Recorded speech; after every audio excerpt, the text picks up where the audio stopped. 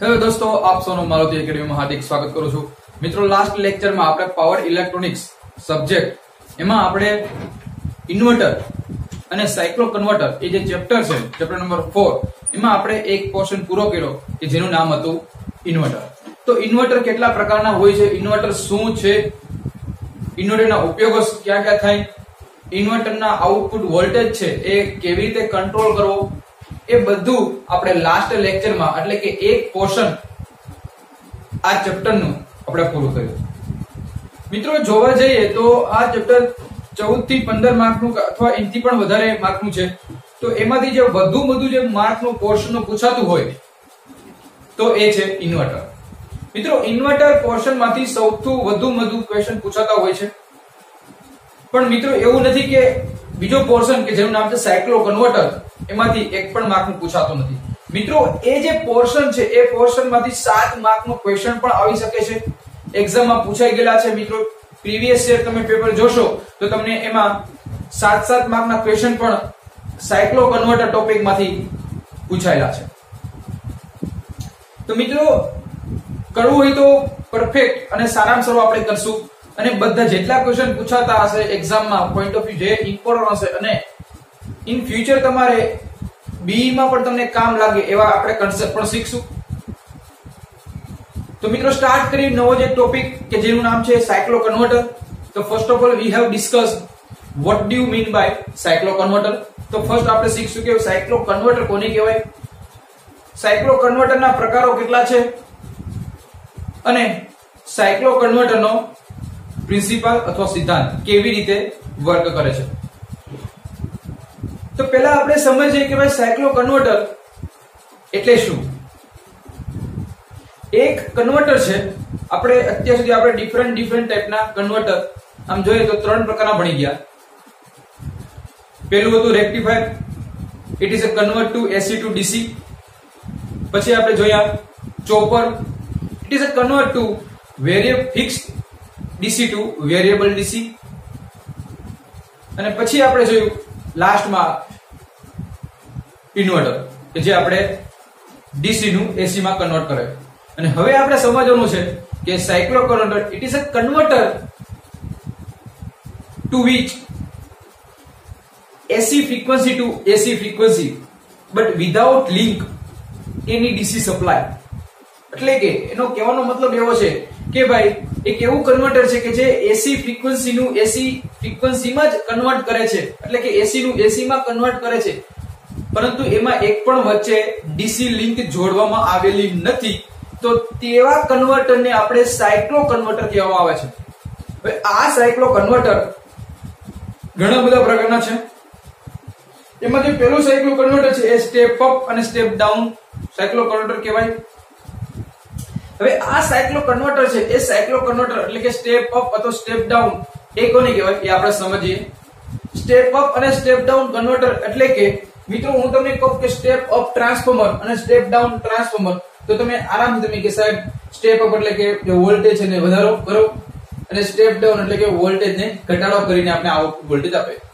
તમારી વાત સાચી, પરંતુ આપણે સ્ટેપ અપ ને step down in terms of સાયક્લો converter એટલે શું થાય. તો એ સાયક્લો કન્વર્ટર એટલે કે જો સ્ટેપ અપ સાયક્લો કન્વર્ટર કહો, સ્ટેપ અપ સાયક્લો કન્વર્ટર કહો તો એનો મતલબ કે ભાઈ જે આઉટપુટ ફ્રીક્વન્સી છે, આઉટપુટ ફ્રીક્વન્સી એ ઇનપુટ ફ્રીક્વન્સી કરતા વધારે હોય તો તેવા કન્વર્ટરને સ્ટેપ અપ સાયક્લો કન્વર્ટર કહી શકાય. અને સ્ટેપ ડાઉન સાયક્લો કન્વર્ટર કોની કહેવાય ભાઈ, સ્ટેપ ડાઉન સાયક્લો કન્વર્ટર. તો એટલે કે જેની આઉટપુટ ફ્રીક્વન્સી છે એ ઇનપુટ ફ્રીક્વન્સી કરતા વધારે હોય તો આપણે એને કહેશું સ્ટેપ ડાઉન સાયક્લો કન્વર્ટર. તો મિત્રો, આ જે હતું એ હતું સ્ટેપ અપ સાયક્લો કન્વર્ટર અને સ્ટેપ ડાઉન સાયક્લો કન્વર્ટર. પરંતુ રોજિંદા જીવનમાં અને સૌથી વધુ જો યુઝ થતું હોય એવું કોઈ જો કન્વર્ટર હોય તો એનું નામ છે સ્ટેપ ડાઉન સાયક્લો કન્વર્ટર. યસ મિત્રો, સ્ટેપ ડાઉન સાયક્લો કન્વર્ટર આપણે રોજિંદા જીવનમાં આપણે સૌથી વધુ આપણે યુઝ કરીએ છીએ. સ્ટેપ ડાઉન સાયક્લો કન્વર્ટરની મદદથી એમાં આપણે જો ઇનપુટ ફ્રીક્વન્સી ઇનપુટ ફ્રીક્વન્સી છે એ 50 હર્ટ્ઝ હોય, ઇનપુટ ફ્રીક્વન્સી એ 50 હર્ટ્ઝ હોય તો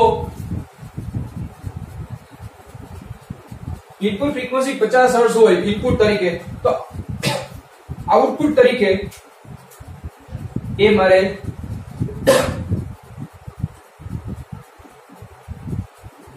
16/2/3 એટલે કે અહીંયા 3 ફેઝ, આપણે કેટલા 3 ફેઝ હોય, એસી છે એટલે 3 ફેઝ, એટલા માટે જેટલા ફેઝ એટલા ફેઝમાં 3, એટલે કે 50/3, તો એપ્રોક્સિમેટલી આપણે 16 તેરી આ બેનો ગુણાકાર થાય પછી સરળ થાય, 16 તેરી 48, 48 ની 2 50, 50/3 આવી ગયા. અથવા આને આમ પણ લખી શકાય 16.33 હર્ટ્ઝ. તો મિત્રો તમે જોઈ શકો છો કે ઇનપુટ ફ્રીક્વન્સી કેટલી હતી, 50/3 એટલે કે 50 હર્ટ્ઝ, પરંતુ મને આઉટપુટ ફ્રીક્વન્સી કેટલી મળે છે, માત્ર ને માત્ર 100 હર્ટ્ઝ, એટલે કે ત્રીજા ભાગની મને મળે છે. તો મિત્રો આમ પણ કહેવાય કે ભાઈ જે આઉટપુટ ફ્રીક્વન્સી છે એ ઇનપુટ ફ્રીક્વન્સી કરતા ત્રીજા ભાગની છે, આમ પણ કહી શકાય.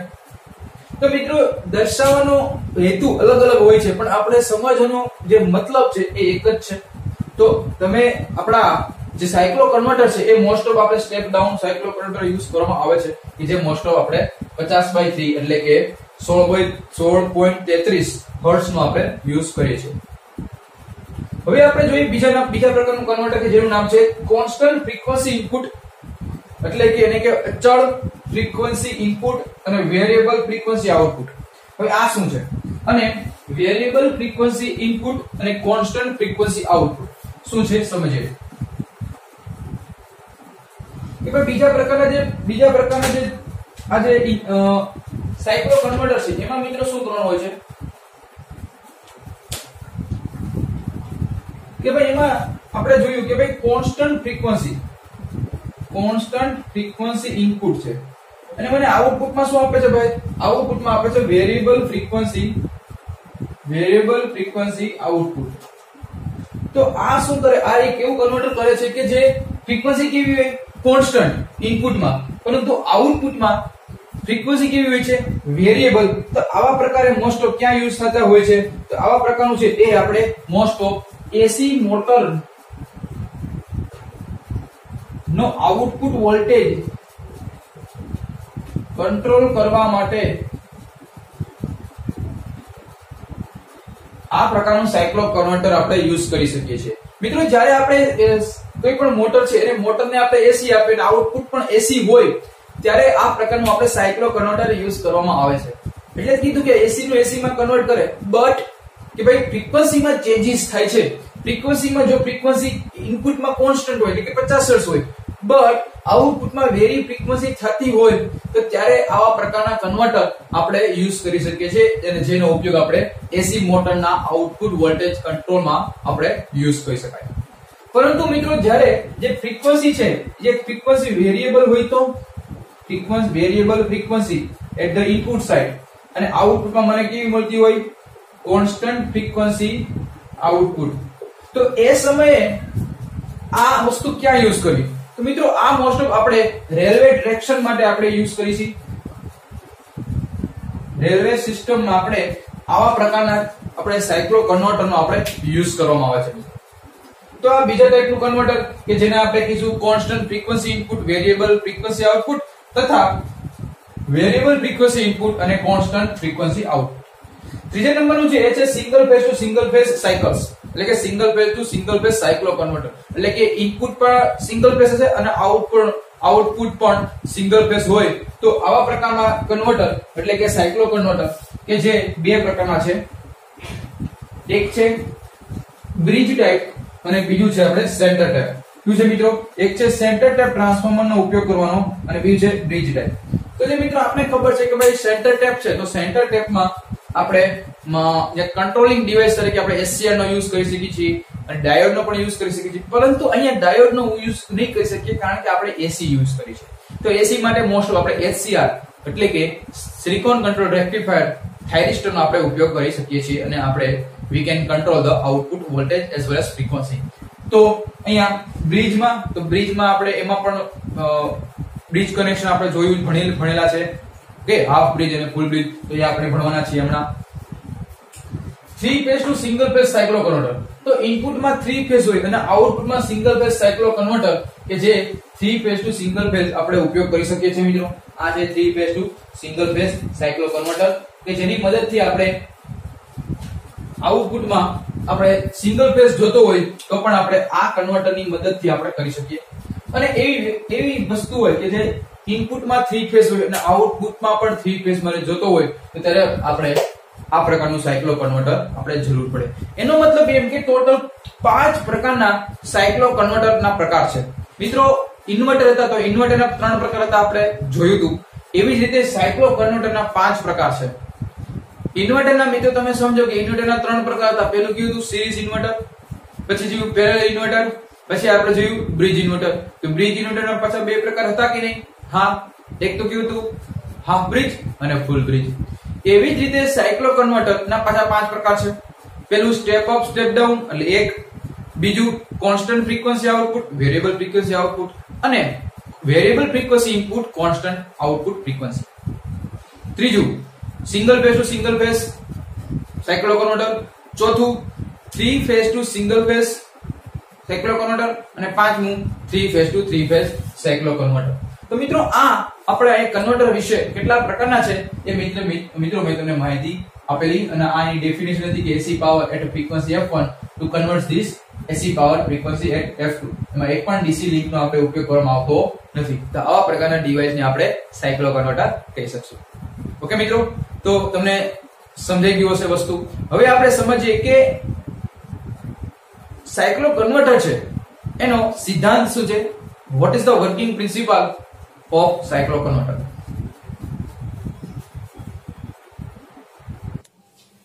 તો મિત્રો હવે આપણે સમજીએ એનું નામ છે working principal of converter, સાયક્લો converter. તો what is the working principle of cyclo converter એ સમજતા આપણે એક એક પોઈન્ટ વિશે સમજીએ અને તમે ફિગર તમે જોઈ શકો છો મિત્રો આ જે સાયક્લો કન્વર્ટર છે એ સાયક્લો કન્વર્ટર નું મગજમાં એક વસ્તુ યાદ રાખજો કે AC નું AC માં કન્વર્ટ કરે છે મિત્રો. એટલા માટે અહીંયા આકૃતિમાં દર્શાવ્યા પ્રમાણે અહીંયા બે કન્વર્ટર છે અને બંને કન્વર્ટર એકબીજાને એન્ટી પેરેલલ એટલે કે વિરુદ્ધ દિશામાં એટલે કે સમાંતરમાં ગોઠવવામાં આવેલા છે મિત્રો. એક આ પેરેલલ એક કન્વર્ટર છે અને બીજું એક આ કન્વર્ટર છે. બંને કન્વર્ટર વચ્ચે એક AC લોડ ફિટ કરેલો છે અને પરિણામે એક કન્વર્ટર મિત્રો પેરેલલમાં આપણે કહી શકીએ ગોઠવેલા છે. એક જે કન્વર્ટર છે કે જે પોઝિટિવ કન્વર્ટર તરીકે વર્તે છે અને બીજું કન્વર્ટર છે કે જેનું નામ નેગેટિવ કન્વર્ટર તરીકે ઓળખવામાં આવે છે. અને ઈ બેની વચ્ચે કે જે આપણે AC લોડ में જેને આપણે ઓપરેટ કરાવો છે એનો યુઝ કરેલો છે મિત્રો. અહીંયા જે બે કન્વર્ટરનો યુઝ કરી આપણે સમાન ફ્રીક્વન્સી સમાન ફેઝ આપણે મેળવી શકીએ છીએ જેથી આપણે ફ્રીક્વન્સી છે એ આપણે કન્ટિન્યુઅસ મળી રહે મિત્રો. અહીંયા જ્યારે પહેલા કન્વર્ટર પોઝિટિવ કન્વર્ટરમાંથી કરંટ જે મળે એને IP કહેવાય અને નેગેટિવ કન્વર્ટરમાં જે દાખલ થાય છે એને આપણે નેગેટિવ કરંટ આપણે કહીશું મિત્રો. અહીંયા વોલ્ટેજ અને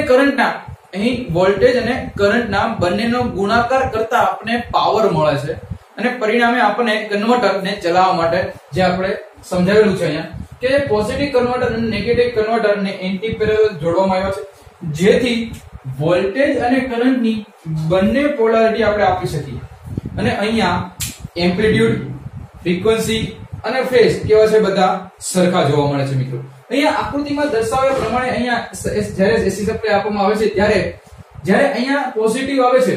હવે મિત્રો થાય છે એવું કે મને પાવર ક્યારે મળશે કે ભાઈ પાવર ત્યારે મળશે કે જ્યારે પાવર વોલ્ટેજ અને કરંટનો ગુણાકાર એટલે પાવર કહેવાય. તો જે સમયે એટલે રેક્ટિફાઈંગ થાય છે એટલે કે જે સમય જો આ સમય છે એ ઓન્લી ફોર મને શું મળે છે કરંટની ડાયરેક્શન મળે છે કે નહીં? યસ, ઓન્લી ફોર કરંટની ડાયરેક્શન મળે છે પણ કેવી નેગેટિવ. તો મને નેગેટિવમાં કરંટની ડાયરેક્શન મળશે.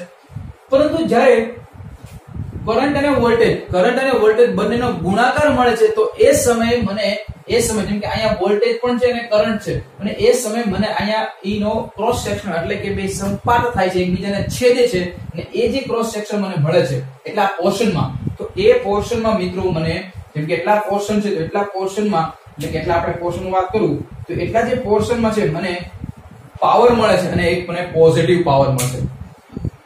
પછી આગળ છે ધીમે ધીમે જ્યારે વોલ્ટેજ ઘટીને 0 થઈ જશે. વોલ્ટેજ અહીં પણ ઘટીને 0 થઈ જશે પરંતુ જે કરંટ છે કરંટ જો એ ધીમે ધીમે જાય છે, પણ કરંટ માત્ર ને માત્ર પછી કેવો રહે છે? નેગેટિવ. એટલા માટે નેગેટિવ ડાયરેક્શન પાછી આવી. ફરીથી પાછી પોઝિટિવ કરંટ છે, તો પોઝિટિવ કરંટ ની પાછી આ જે છે ઉપર તો જશે ગમે ત્યારે. તો એ મિત્રો અહીંયા આપણે અલગ અલગ વેવફોર્મ આપણે જોયેલા છે, આપણે દર્શાવવામાં આવેલા છે મિત્રો. ઓકે, આ વસ્તુ તમને સમજાવવાનું છે. હવે મિત્રો અહીંયા તમને એમ થાય કે સાહેબ અહીંયા પોઝિટિવ હોય તો પોઝિટિવ, પણ અહીંયા નેગેટિવ તો પોઝિટિવ કેમ આવ્યું? મિત્રો એ સમજવા જેવી છે કે ભાઈ વસ્તુ શું છે કે ભાઈ આ જ્યારે પોઝિટિવ સપ્લાય આપવામાં આવે છે, જેમ કે જો અહીંયા તમે જુઓ તો જ્યારે પોઝિટિવ સપ્લાય આપવામાં આવે છે એટલે કે જ્યારે હું થાઇરિસ્ટરને ઓન કરું ત્યારે આ જે કરંટ આમાંથી કરંટની પોઝિટિવ કરંટ મળે છે. કેવો મળે છે? પોઝિટિવ. એટલે કે અહીંયા પોઝિટિવ કન્વર્ટર મળે છે, એટલે માત્ર ને માત્ર પોઝિટિવ મળે છે. પરંતુ આને આપણે નેગેટિવ કન્વર્ટર રેક્ટિફાઈંગ કહેશું, કારણ કે મિત્રો અહીંયા મને શું મળે છે? બંને પોઝિટિવ મળે છે, પરંતુ જેને કન્વર્ટર છે એ મને રેક્ટિફાઈંગ કેવું? નેગેટિવમાં મળે છે. કેવું મળે છે? નેગેટિવમાં. તો એટલા માટે આને આપણે કહીશું નેગેટિવ કન્વર્ટર રેક્ટિફાઈંગ. કેમ નેગેટિવ રેક્ટિફાઈંગ કીધું? નેગેટિવ કન્વર્ટર રેક્ટિફાઈંગ એટલા માટે કીધું કે આમાંથી કરંટ જે છે, આમાંથી કરંટ નીકળે છે, ક્યાંથી સોર્સમાંથી નીકળે અને લોડમાં દાખલ થાય છે, તો એ પરિણામ આપણે નેગેટિવ કન્વર્ટર રેક્ટિફાઈંગ તરીકે ઓળખશું. અને જ્યારે આને આપણે પોઝિટિવ કન્વર્ટિંગ રેક્ટિફાઈંગ કીધું, કારણ કે એ જે કરંટ છે એ કરંટ નેગેટિવ માંથી, એટલે કે અહીંથી ફ્લો થાય નેગેટિવ માંથી એન્ટ્રી થાય છે, કેમાં? લોડમાં. એટલા માટે આને પોઝિટિવ કન્વર્ટર રેક્ટિફાઈંગ કીધું. ઇન શોર્ટ આપણે સમજવાનું એટલું જ છે મિત્રો કે ભાઈ પોઝિટિવ માંથી પોઝિટિવ, નેગેટિવ માંથી નેગેટિવ નહીં, એના જગ્યાએ જે વોલ્ટેજ અને કરંટના બંનેના ગુણાકાર મળશે એ સમયે મને આઉટપુટ વોલ્ટેજ પોઝિટિવ મળશે. તો ઇન શોર્ટ કહેવાનો મતલબ એવો છે કે આ જે સાયક્લો કન્વર્ટર છે એ સાયક્લો કન્વર્ટર આપણે working principle AC to AC માં કન્વર્ટ કેવી રીતે કરે છે? તો મિત્રો એક વાતમાં તમને ઇન શોર્ટ સમજાઈ દઉં કે AC ટુ AC મારે AC ટુ AC જોઈ છે, તો સૌથી પહેલા મારે શું કરવું પડશે કે ભાઈ AC નું DC માં જવું પડશે અને આ DC ને મારે AC માં કન્વર્ટ કરવું પડશે. તો AC નું DC માં કન્વર્ટ એટલે કે રેક્ટિફાઈંગ એક્શન કામ કરશે કે નહીં? યસ, રેક્ટિફાઈંગ એક્શન કામ કરશે. અને DC નું AC માં કન્વર્ટ તો પછી મારે ઇન્વર્ટર એક્શન કામ કરશે કે નહીં? યસ મિત્રો. એટલા માટે મિત્રો જ્યારે જે AC નું DC માં રેક્ટિફાઈંગ પ્રોસેસ થાય છે તો એ સમયે મારો કરંટ પોઝિટિવ મળે છે, પરંતુ જ્યારે એ જ કરંટ છે એ ઇન્વર્ટર તરીકે કામ કરે છે ત્યારે એ નેગેટિવ કરંટ તરીકે વર્ક કરે છે. મિત્રો આવી રીતે આખું આપણે AC માં એટલે કે સાયક્લો કન્વર્ટર આપણે એક ફ્રીક્વન્સીમાંથી બીજી ફ્રીક્વન્સીમાં આપણે કન્વર્ઝન જોવા મળે છે. તો મિત્રો નેક્સ્ટ લેક્ચરમાં મળીએ. નેક્સ્ટ લેક્ચરમાં આપણે ભણવા છે એ છે સેન્ટર ટેપ્ડ સાયક્લો કન્વર્ટર. તો એ પણ આપણે જોશું. બીજી ટાઈપના સાયક્લો કન્વર્ટર ભણવાના છે જે exam point of view very most time છે. મિત્રો બાય.